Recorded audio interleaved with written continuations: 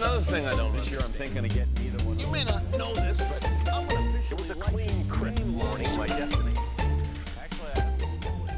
In 1992, Mel Gibson came to Maine to star in and direct a movie called The Man Without a Face.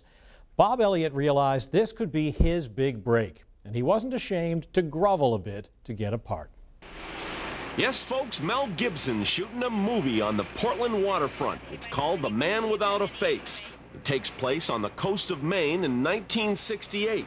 And for weeks now, the production types have been rounding up old clothes, old cars, and anybody who knows anything about 1968.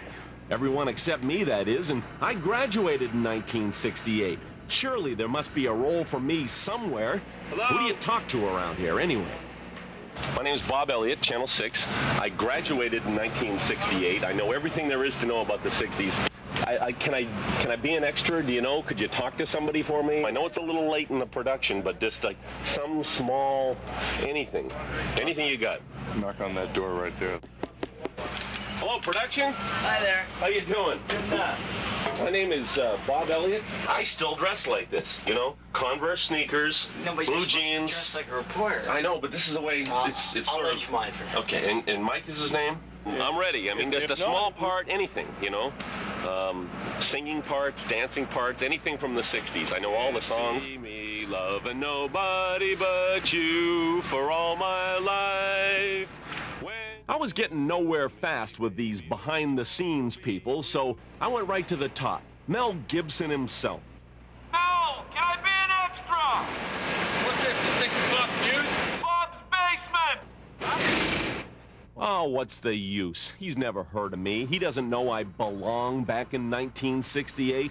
Sure, I'm not 18 anymore, and I can't go to my left, but I could still do the job. Mel, please.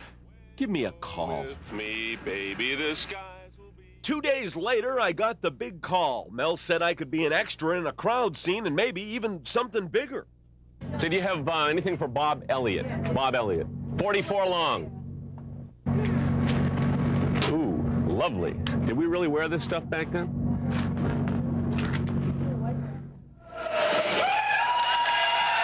Is it Mel or is it Mr. Elliott?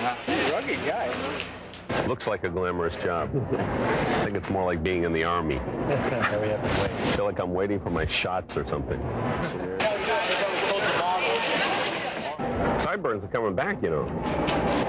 By the time this movie comes out, he'll be right in fashion. Rugged guy. And how long is the scene we're in is going to be how long? Like 2 minutes. 2 minutes or something like that? Oh, yeah. Oh, yeah.